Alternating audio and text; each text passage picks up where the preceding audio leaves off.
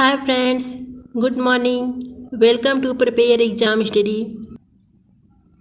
Friends, आज हम लोग हिंदी वर्णमाला के चैप्टर से क्वेश्चन देखेंगे। फ्रेंड्स, अगर आपका हिंदी वर्णमाला क्लियर हो गया तो समझिए हिंदी में आप अच्छा स्कोर कर जाएंगे। फ्रेंड्स, यह हिंदी का पार्ट 1 है। यह क्लास एकदम शुरू से स्टार्ट हो रही है और लास्ट तक जाएगी। हमारे जो भी भाई बहन, जो भी दोस्त देख रहे हैं, एक बात हमेशा याद रखना, रिकॉर्ड वही इंसान तोड़ता है जिसके रंगों में खून नहीं, जुनून दौड़ता है। फ्रेंड्स, रिकॉर्ड वही इंसान तोड़ता है जिसके रंगों में खून नहीं, जुनून दौड़ता है। तो चलिए हम अपने इसी जुनून के साथ स्टार्ट करते हैं आज की हिंदी क्लास। फ्रेंड्स, अगर आप चैनल पे नए हैं तो चैनल को लाइक और सब्सक्राइब कर लेना। चलिए अपने क्वेश्चन पे चलते हैं।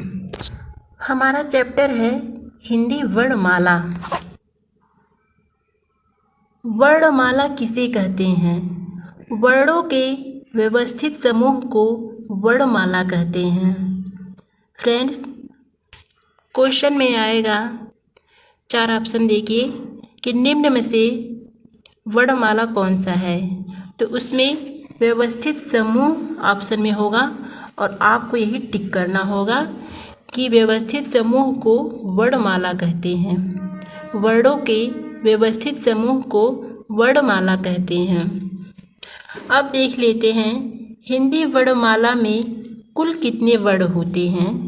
हिंदी वर्णमाला में कुल 52 वर्ण होते हैं और स्वर 11 होते हैं, व्यंजन 33 होते हैं। फ्रेंड्स, याद रखना, स्वर जो हैं हिंदी वर्णमाला में स्वर 11 होते हैं और व्यंजन 33 होते हैं। फ्रेंड्स, यहीं से हमारे 3 से 4 क्वेश्चन हो गए। वर्णों के व्यवस्थित समूह को वर्णमाला कहते हैं। हिंदी वर्णमाला में कुल 52 वर्ण होते हैं और स्वर हमारे 11 होते हैं और व्यंजन 33 होते हैं। फ्रेंड्स, वर्ड इम्पॉर्टेंट क्वेश्चन है। तो भाषा की सबसे छोटी इकाई ध्वनि है और ध्वनि को लिखित रूप में वर्ण द्वारा व्यक्त किया जाता है। फ्रेंड्स, भाषा की सबसे छोटी इकाई ध्वनि है और इसे लिखित रूप में वर्ण द्वारा व्यक्त किया जाता है। नोट, उच्चारण की दृष्टि से भाषा की लघुत्तम इकाई ध्वनि है और लेखन की दृष्टि से भाषा की सबसे छोटी इकाई वर्ण है। उच्चारण की दृष्टि से भाषा की सबसे छोटी इकाई ध्वनि है और लेखन की दृष्टि से भाषा की सबसे छोटी इकाई वर्ण है। याद रखना फ्रेंड्स, सभी इंपॉर्टेंट क्वेश्चन है। हिंदी व्याकरण में हिंदी वर्णमाला को 2 भागों में बांटा गया है। कौन कौन से? एक स्वर और एक व्यंजन। हिंदी वर्णमाला को 2 भागों में बांटा गया है, एक स्वर और एक व्यंजन। फिर से जान लीजिए कि स्वर हमारे 11 होते हैं और व्यंजन 33 होते हैं। और फ्रेंड्स, अगर पूछे कि स्वर के भेद, तो स्वर के हमारे 3 भेद हैं, हर्ष स्वर, दीर्घ स्वर, प्लुत स्वर। और व्यंजन के भी 3 भेद होते हैं, स्पर्श व्यंजन, अंतस्थ व्यंजन, ऊष्म व्यंजन। अब हम एक एक स्लाइड में स्वर व्यंजन को देख लेते हैं। हर्ष, दीर्घ, प्लुत, इन सबको एक एक स्लाइड में देख लेते हैं। स्वर वर्ण जिस वर्णों के उच्चारण में किसी अन्य वर्ण की सहायता न लेनी पड़े उसे स्वर कहते हैं। फ्रेंड्स, स्वर वह होते हैं जिनका उच्चारण करने के लिए किसी अन्य वर्ण की सहायता नहीं लेनी पड़ती, अर्थात वो स्वतंत्र होते हैं, तो इन्हें स्वर कहते हैं। और स्वर 11 होते हैं। ये सभी स्वर हैं जो 11 हैं। और फ्रेंड्स, स्वर के भेद बता चुके हैं, 3 हैं, हर्ष स्वर, दीर्घ स्वर, प्लुत स्वर। हस्व स्वर देख लेते हैं। जिन स्वरों के उच्चारण में बहुत कम समय लगता है, अर्थात एक मात्रा का समय लगता है, उन्हें हस्व स्वर कहते हैं। फ्रेंड्स, जिन स्वरों के उच्चारण में बहुत कम समय लगता है, अर्थात एक मात्रा का समय लगता है, उन्हें हम हस्व स्वर कहते हैं। और हस्व स्वर 4 होते हैं। हस्व स्वर की संख्या 4 है। कौन कौन सी? छोटा, बड़ा, छोटा ऊ और री। ये हस्व स्वर 4 होते हैं। छोटा, बड़ा, छोटा ऊ, री। फ्रेंड्स, याद रखना। नेक्स्ट है दीर्घ स्वर। जिन स्वरों के उच्चारण में हस्व स्वर से लगभग 2 गुना समय लगता है, अर्थात 2 मात्रा का, उन्हें दीर्घ स्वर कहते हैं। फ्रेंड्स, हस्व स्वर का उच्चारण करते समय एक मात्रा का समय लगता है और दीर्घ स्वर का उच्चारण करते समय 2 गुना का समय लगता है, अर्थात 2 मात्रा का समय लगता है। उन्हें दीर्घ स्वर कहते हैं। और दीर्घ स्वर की संख्या 7 होती है। पूछ लेगा कि दीर्घ स्वर की संख्या कितनी होती है, तो 7 होती है। और कौन कौन से फ्रेंड्स? बड़ा, बड़ी, ए ओ औ, ये हमारे दीर्घ स्वर हैं। फ्रेंड्स, ये सभी क्वेश्चन इंपॉर्टेंट हैं। एक क्वेश्चन भी इसी से बाहर नहीं जाएगा। देख लेते हैं प्लुत स्वर। जिन स्वरों के उच्चारण में हस्व स्वर से 3 गुना अधिक समय लगता है, उन्हें प्लुत स्वर कहते हैं। फ्रेंड्स, जिन स्वरों के उच्चारण में 3 गुना अधिक समय, अर्थात 3 मात्रा का समय लगता है, उन्हें प्लुत स्वर कहते हैं।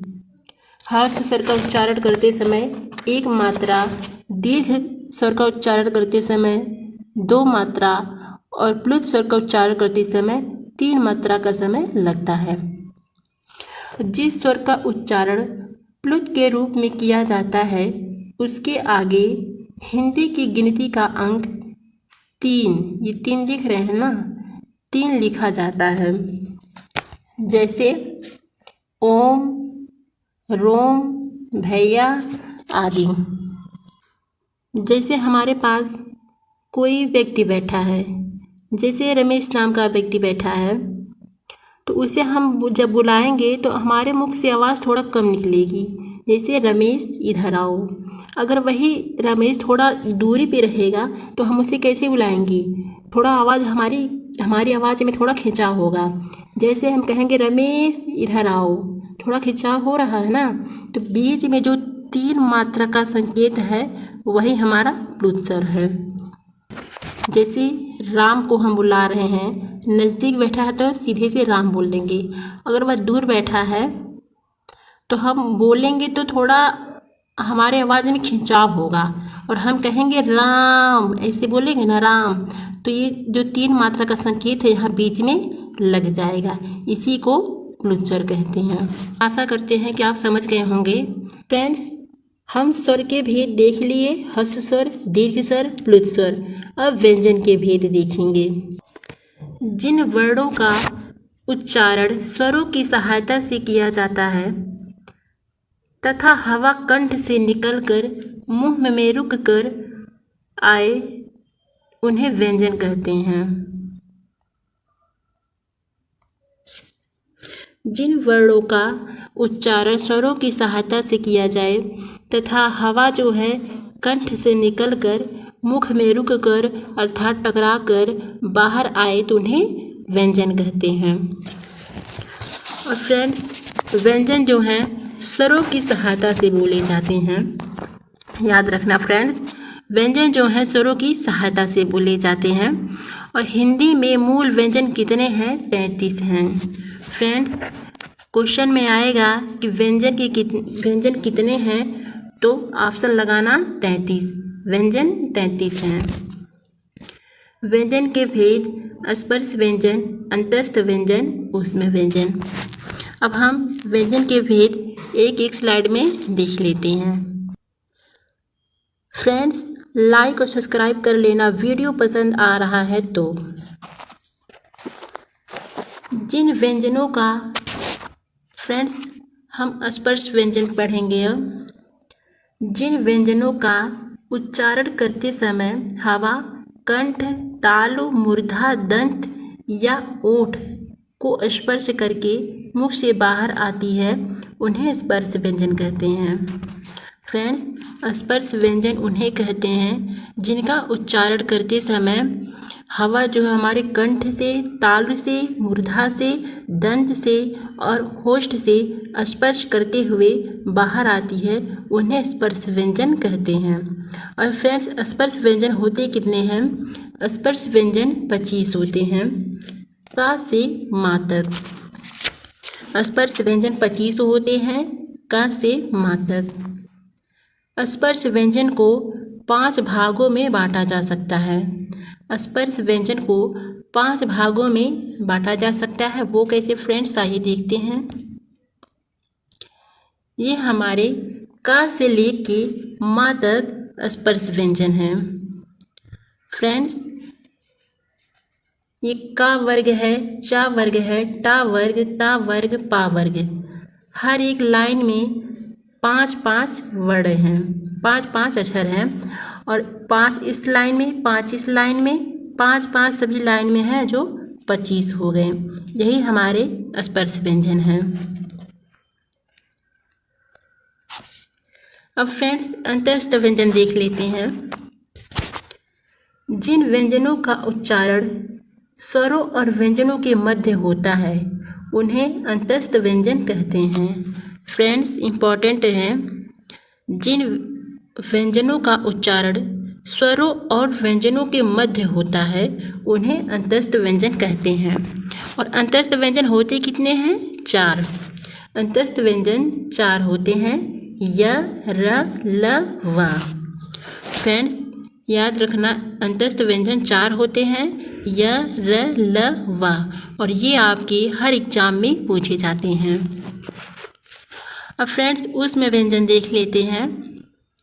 जिन व्यंजनों का उच्चारण करते समय हवा जो है मुंह में टकराकर ऊष्म अर्थात गर्मी पैदा करती है उन्हें ऊष्म व्यंजन कहते हैं।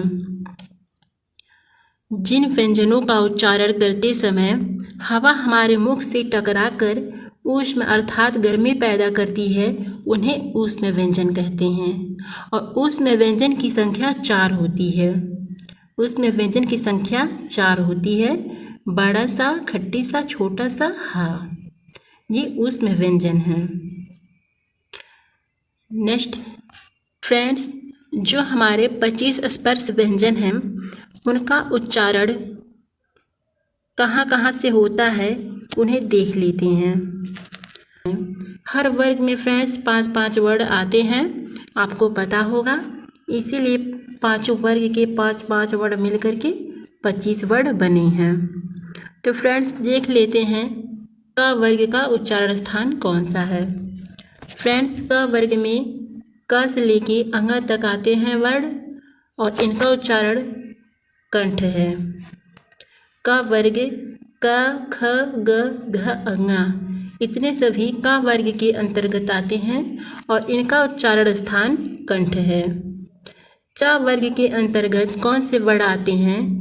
च, छ, ज, झ, इया। फ्रेंड्स, ये सब च वर्ग के अंतर्गत आते हैं और इनका उच्चारण स्थान तालु है। ट वर्ग देख लेते हैं फ्रेंड्स। ट वर्ग के अंतर्गत ट, ठ, ड, ढ, ड़ा और इनका उच्चारण स्थान मूर्धा है। ट वर्ग का उच्चारण स्थान मूर्धा। ट वर्ग के अंतर्गत त, थ, द, ध, न उच्चारण स्थान दांत है। और प वर्ग के अंतर्गत प, फ, ब, भ, म और इनका उच्चारण स्थान ओष्ठ है। तो फ्रेंड्स, हम देख लिए जो क वर्ग के व्यंजन होते हैं उनका उच्चारण स्थान कंठ है और जो च वर्ग के व्यंजन हैं उनका उच्चारण स्थान तालु है और ट वर्ग के जो व्यंजन हैं उनका उच्चारण स्थान मूर्धा है। ट वर्ग का उच्चारण स्थान दांत है और प वर्ग के उच्चारण स्थान ओष्ठ है। फ्रेंड्स समझ में आ गया होगा आपको। अब फ्रेंड्स हम अयोगवाह देख लेते हैं। अयोगवाह के भेद। अयोगवाह के 3 भेद हैं, अनुस्वार, विसर्ग, अनुनासिक। फ्रेंड्स अनुस्वार किसे कहते हैं? अंग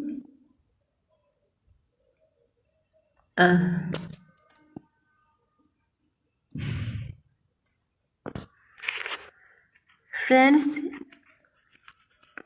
ये जो आप पे बिंदी लगी है ये अनुस्वार है और ये विसर्ग है और ये अनुनासिक है।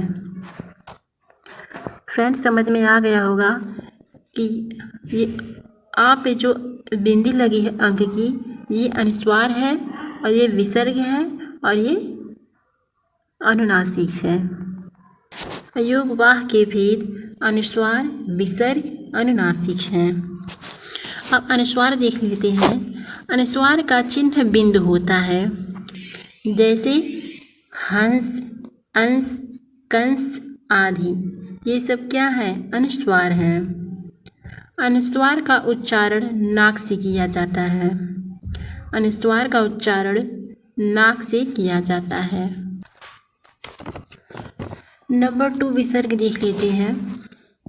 विसर्ग का चिन्ह ये 2 बिंदु है। विसर्ग का चिन्ह आप देख रहे होंगे और यह किसी भी शब्द के बाद लगते हैं, जैसे प्रातः, नमः, अंतः, करण। फ्रेंड्स विसर्ग जो है शब्द के बाद आते हैं और यह हा का उच्चारण करते हैं। जब हम इन्हें बोलते हैं तो हमारे मुंह से हा का उच्चारण आता है, जैसे प्रातः, नमः, अंतः, हा का उच्चारण आ रहा है ना, तो फ्रेंड इसे विसर्ग कहते हैं।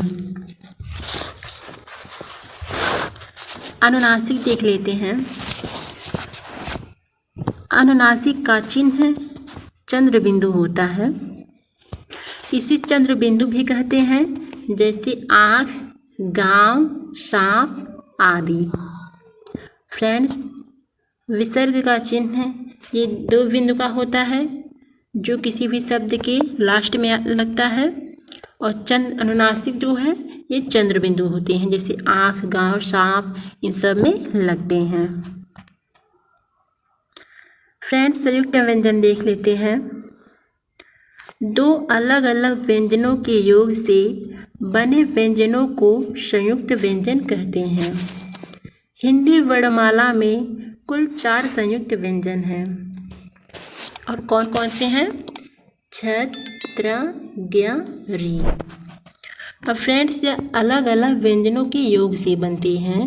तो छ जो है किसके योग से मिलकर बना है?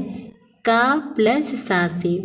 छ जो है का प्लस सा से मिलकर बना है, और त्र जो है त प्लस रा से मिलकर बना है। ज्ञ जा प्लस इया से मिलकर बना है, और हमारा री जो है सा प्लस रा से मिलकर बना है। तो फ्रेंड्स आप देख रहे होंगे संयुक्त व्यंजन 4 होते हैं, और कौन कौन से होते हैं? छ, त्र, ज्ञ, री, और यह अलग अलग व्यंजनों के योग से मिलकर बने होते हैं। और फ्रेंड्स इसके योग का जो पहला अक्षर है उसमें आप देख रहे होंगे कि हलंत लगा है। का में, ता में, ज, सा इन सब में हलंत लगा है। तो फ्रेंड्स इसका आप याद रखना, एग्ज़ाम में कन्फ्यूजन होती है फ्रेंड्स। जैसे का दे दिया प्लस सा दे दिया, और इसी तरह से नीचे भी हलंत लगा के दे दिया, तो फ्रेंड्स आपको कन्फ्यूजन होगा वहाँ पे। तो इसलिए आप देख लेना, पहले जो इनके योग हैं, इनके योग का जो पहला अक्षर है सब में हलंत लगा है। फ्रेंड्स याद रखना इम्पॉर्टेंट है। अब फ्रेंड्स हम अल्प प्राण एवं महाप्राण व्यंजन देखते हैं। उच्चारण के अनुसार व्यंजनों को 2 भागों में बांटा गया है, और कौन कौन से? अल्प प्राण और महाप्राण। अब फ्रेंड्स इन्हें भी हम अलग अलग पढ़ लेते हैं।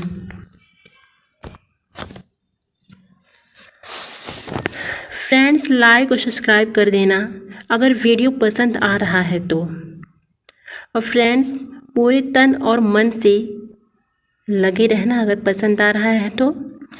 फ्रेंड्स, कामयाबी हाथों की लकीरों में नहीं, माथे की पसीने में होती है। और फ्रेंड्स, ईमानदारी से लाइक और सब्सक्राइब कर लेना। तो आइए फ्रेंड्स, अल्प प्राण व्यंजन एवं महाप्राण व्यंजन के बारे में देखते हैं। सबसे पहले फ्रेंड्स, प्राण देखते हैं कि प्राण होता क्या है। प्राण होता क्या है? हवा को संस्कृत में प्राण कहते हैं। फ्रेंड्स, हमारे मुख से जो हवा निकलती है उसी को हम संस्कृत में प्राण कहते हैं। नोट में देख लीजिए, इसी आधार पर कम हवा से उच्चारित ध्वनि अल्प प्राण और अधिक हवा से उत्पन्न ध्वनि को महाप्राण कहते हैं।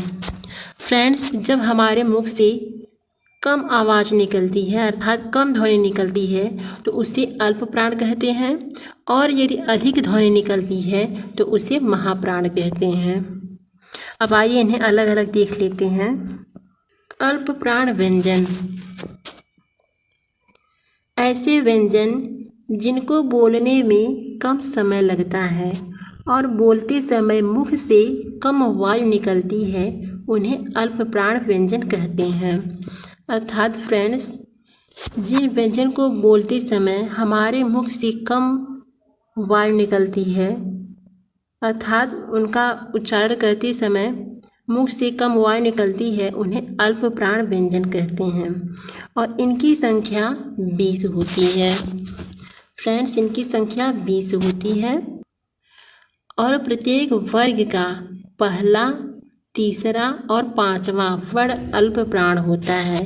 फ्रेंड्स, इम्पॉर्टेंट है, प्रत्येक वर्ग का पहला, तीसरा और पांचवा वर्ण अल्प प्राण होता है और सभी स्वर अल्प प्राण है। जो भी हमारे 11 स्वर हैं वो सभी अल्प प्राण में आते हैं।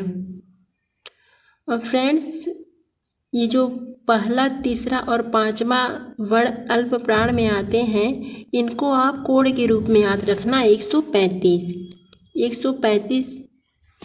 ये जो पहले और तीसरे, पांचवें वर्ग के हैं ये अल्प प्राण में आते हैं और हमारे जितने स्वर हैं 11 स्वर हैं वो भी अल्प प्राण में आते हैं। और फ्रेंड्स, देख लीजिए यहाँ पे का वर्ग का, जैसे का वर्ग का पहला अक्षर का है और तीसरा अक्षर गा है और पांचवा अक्षर अंगा है, ये सब अल्प प्राण में आएंगे। और चा वर्ग के इसी तरह से चा वर्ग का पहला अक्षर अल्प प्राण है और जा वर्ग का जो तीसरा अक्षर है ये भी अल्प प्राण है और चा वर्ग का या जो है ये पांचवा अक्षर है ये भी अल्प प्राण है। तो फ्रेंड्स, ये सब हमारे पहले, तीसरे और पांचवें वर्ण जो हैं अल्प प्राण हैं। और ये भी याद रखना कि चारों अंतस्थ व्यंजन जो हमारे अंतस्थ व्यंजन हैं वो सभी अल्प प्राण में आते हैं। फ्रेंड्स, जो हमारे 4 अंतस्थ व्यंजन य, र, ल, व हैं ये भी अल्प प्राण में आते हैं, याद रखना। फ्रेंड्स, यहाँ हम अच्छे से समझ लेते हैं कि जो हमारे 25 स्पर्श व्यंजन हैं क से लेके माँ तक, इनमें हर वर्ग में 5-5 वर्ण हैं। हर वर्ग में 5-5 वर्ण हैं। तो प्रत्येक वर्ग का पहला अक्षर और तीसरा अक्षर और पांचवा अक्षर ये सब अल्प प्राण है और ये जो दूसरा और चौथा बच रहा है ये महाप्राण है। तो फ्रेंड्स, यहाँ हम अभी अल्प प्राण देखेंगे। पहला वर्ग, तीसरा वर्ग और पांचवा वर्ग अल्प प्राण है। नेक्स्ट स्लाइड में महाप्राण व्यंजन। फ्रेंड्स, अल्प प्राण व्यंजन हम देख लिए, अब महाप्राण व्यंजन देखेंगे। ऐसे व्यंजन जिनको बोलने में अधिक प्रयत्न करना पड़ता है और बोलते समय मुख से अधिक वायु निकलती है, उन्हें महाप्राण व्यंजन कहते हैं। फ्रेंड्स, जिनका उच्चारण करते समय अधिक प्रयत्न करना पड़ता है अर्थात अधिक बल देना पड़ता है, ज़्यादा समय लगता है, उन्हें महाप्राण कहते हैं। और इनकी संख्या 14 होती है। फ्रेंड्स, महाप्राण जो है 14 होते हैं और प्रत्येक वर्ग का दूसरा और चौथा वर्ण महाप्राण होता है। फ्रेंड्स, याद रखना कि प्रत्येक वर्ग का दूसरा और चौथा वर्ण महाप्राण होता है। जैसे दूसरा और चौथा, फ्रेंड्स कोड के रूप में याद रख लेना 24। फ्रेंड्स, जो हमारे पांचों वर्ग हैं क च ट त प, इनके वर्ग का जो दूसरा और चौथा वर्ग है वो सब महाप्राण में आते हैं। और फ्रेंड्स, जो हमारे ऊष्म व्यंजन है, ये जो हमारे बड़ा सा खट्टी सा छोटा सा हा ऊष्म व्यंजन है, ये भी महाप्राण में आते हैं। और एक उच्छिष्ट व्यंजन है ढा। फ्रेंड्स, एक उच्छिष्ट व्यंजन ढा है, ये भी हमारा महाप्राण व्यंजन में आता है। नेक्स्ट फ्रेंड्स, हम महाप्राण को यहाँ समझ लेते हैं। ये हमारे स्पर्श व्यंजन है 25। इसमें प्रत्येक वर्ग का दूसरा, फ्रेंड्स याद रखना, प्रत्येक वर्ग का दूसरा और प्रत्येक वर्ग का चौथा ये महाप्राण में आते हैं। फ्रेंड्स, प्रत्येक वर्ग का दूसरा अक्षर और प्रत्येक वर्ग का चौथा अक्षर महाप्राण में आते हैं और कोड इनका 24 याद रखना आप। और ऊष्म व्यंजन भी महाप्राण में आते हैं और एक उच्छिष्ट व्यंजन ढा जो महाप्राण में आता है। फ्रेंड्स, याद रखना। कंपन के आधार पर हिंदी वर्णमाला के 2 भेद हैं, अघोष और घोष। इन्हें भी देख लेते हैं एक एक करके। अघोष व्यंजन, जिन वर्णों के उच्चारण में नाद की जगह केवल श्वास का उपयोग होता है उन्हें अघोष वर्ण कहते हैं। और फ्रेंड्स, इनकी संख्या पूछता है कि इनकी संख्या कितनी होती है, तो इनकी संख्या 13 होती है, जो इस प्रकार है। फ्रेंड्स, ये अघोष जो है हर वर्ग का पहला और दूसरा अक्षर अघोष होता है। फ्रेंड्स, हर वर्ग का पहला और दूसरा अक्षर अघोष होता है। 12 कोड याद रखना फ्रेंड्स। 12 का वर्ग का फ्रेंड्स पहला अक्षर जैसे का और दूसरा अक्षर खा। इसी तरह से चा वर्ग का पहला अक्षर चा और दूसरा अक्षर छा। ये सब अघोष होते हैं। और जो ऊष्म व्यंजन है बड़ा सा खट्टी सा छोटा सा, ये हमारे 3 जो हैं अघोष व्यंजन में आते हैं। फ्रेंड्स, हा जो है इसमें नहीं आता है, हा सघोष में आता है। हा को इसमें छोड़ देंगे, इसमें सिर्फ 3 आते हैं, उसमें व्यंजन 3 आते हैं इसमें, और घोष वाले में 1 आता है जो हा है। तो फ्रेंड्स, इनकी कुल संख्या 13 है। प्रत्येक वर्ग का पहला और दूसरा व्यंजन अघोष होता है। फ्रेंड्स, याद रखना। और इनकी संख्या 13 होती है। यहाँ पे फ्रेंड्स समझ लीजिए आप, प्रत्येक वर्ग का जो ये 25 व्यंजन है, हमारे 25 स्पर्श व्यंजन है, तो 5 वर्ग हैं, जो पांचों वर्ग का पहला और दूसरा व्यंजन अघोष है। अब फ्रेंड्स, हम घोष पे आते हैं। घोष व्यंजन, जिन वर्णों के उच्चारण में केवल नाद का उपयोग होता है उन्हें घोष वर्ण कहते हैं। इनकी संख्या 31 है। इसमें सभी स्वर आ से ओ तक ही आते हैं। फ्रेंड्स, इनमें जितने स्वर होते हैं आ से ओ तक आते हैं और इनकी संख्या टोटल 31 है। फ्रेंड्स, घोष जो है प्रत्येक वर्ग के तीसरे, चौथे और पांचवें वर्ग के आते हैं। तीसरे, चौथे, पांच, प्रत्येक वर्ग का तीसरा, चौथा, पांचवा व्यंजन घोष होता है। और जो फ्रेंड्स हमारे अंतस्थ व्यंजन हैं य, र, ल, व, ये सभी घोष में आते हैं। और जो ये ऊष्म व्यंजन है हा, वो भी इसमें आता है। तो फ्रेंड्स याद रखना, हा जो है ऊष्म व्यंजन है और ये घोष में आता है। घोष व्यंजन फ्रेंड्स प्रत्येक वर्ग का तीसरा, चौथा, पांचवा, ये सभी घोष हैं। और अंतस्थ व्यंजन चारों आते हैं और ऊष्म व्यंजन का केवल हा यहाँ पे आता है। और बड़ा सा खट्टी सा छोटा जो है अघोष व्यंजन में आते हैं फ्रेंड्स, और हा जो है घोष में आता है। याद रखना फ्रेंड्स, सभी इम्पॉर्टेंट क्वेश्चन हैं और अगर आप इतना क्लियर कर लिए तो इससे बाहर कुछ भी जाने वाला नहीं है। फ्रेंड्स आज आप जितना पढ़ेंगे इसमें से 8 से 9 क्वेश्चन आपको एग्जाम में देखने को मिलेंगे। अब फ्रेंड्स हम स्वर वर्ण देख लेते हैं जीभ के प्रयोग के आधार पर। फ्रेंड्स हम स्वर देखेंगे जीभ के प्रयोग के आधार पर।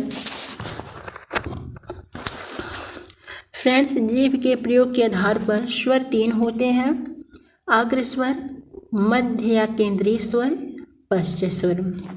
और मुख द्वार खुलने के आधार पर विवृत, अर्धविवृत, संवृत, अर्धसंवृत।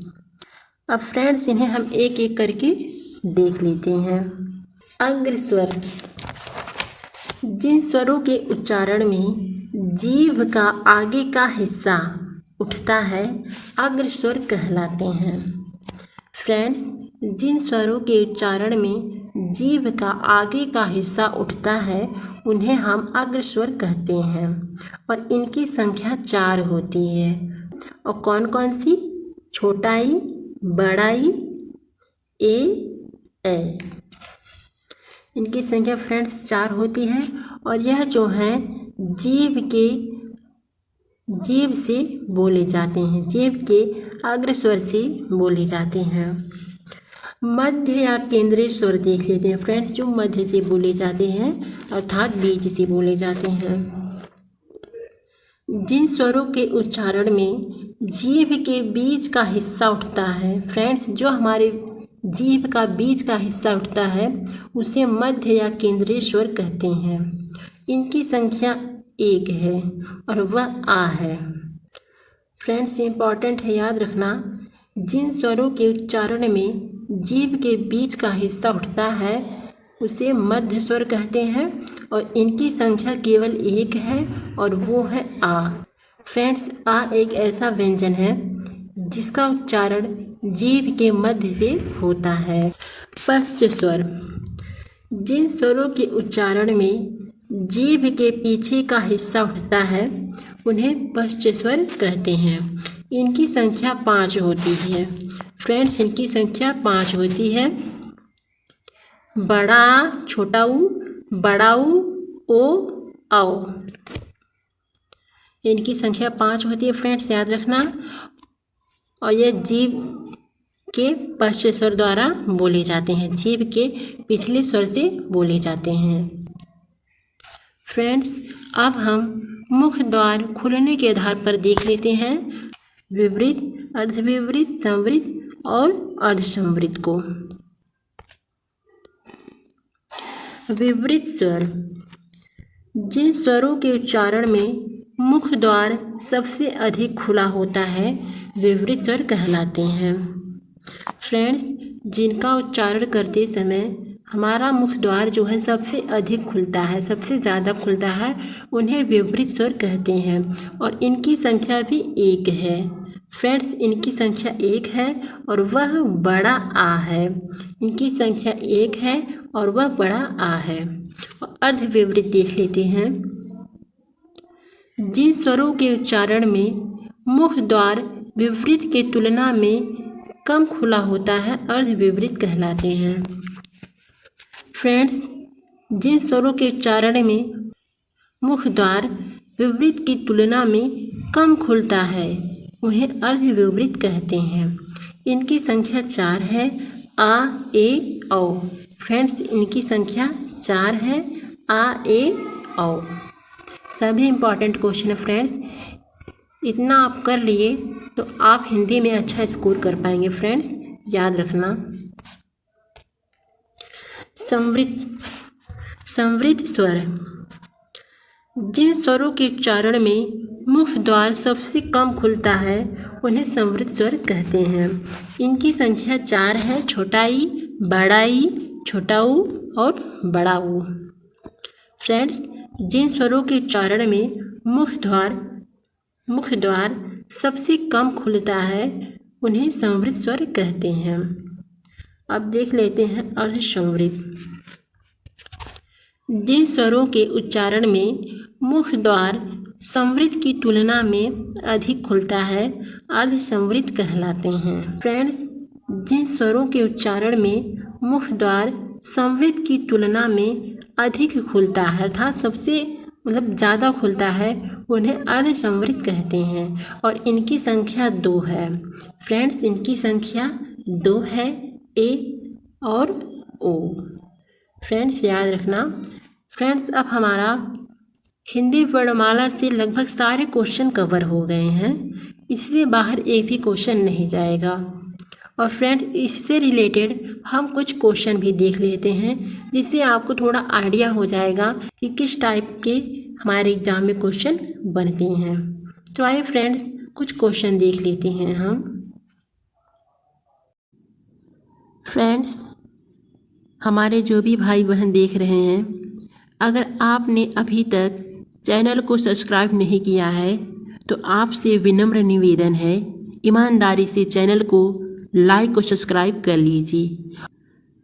तो चलिए फ्रेंड्स, हम हिंदी वर्णमाला को पूरी तरह से ख़त्म कर लिए हैं, पूरा पढ़ लिए हैं।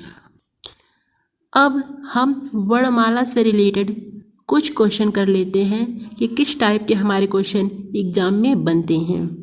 तो आइए फ्रेंड्स, क्वेश्चन करते हैं। हमारा पहला क्वेश्चन है, हिंदी में कुल कितने व्यंजन हैं? फ्रेंड्स, पिछली स्लाइड में आप पढ़ चुके हैं कि हिंदी वर्णमाला में कुल कितने व्यंजन होते हैं। तो हमारा ऑप्शन 33 हो जाएगा।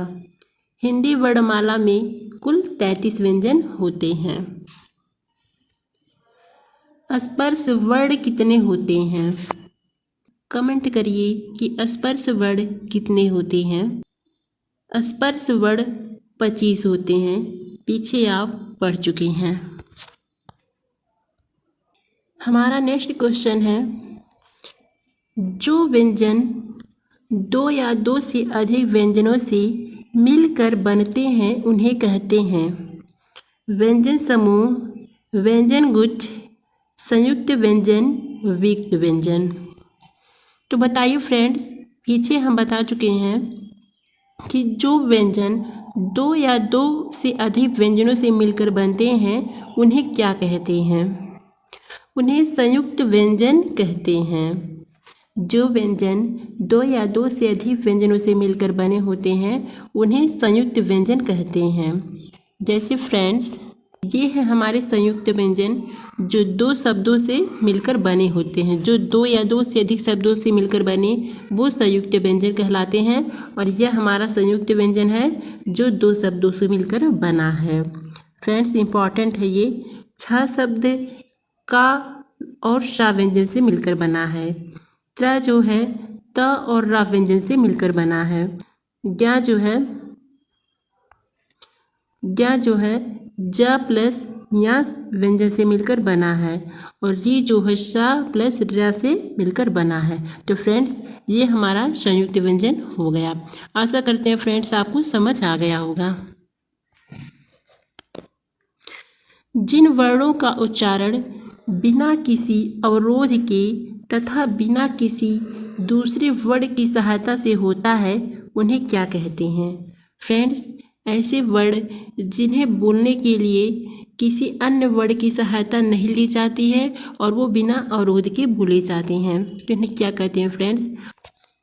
उन्हें फ्रेंड्स स्वर कहते हैं। जो बिना किसी सहायता से स्वतंत्र रूप से बोले जाते हैं उन्हें स्वर कहते हैं।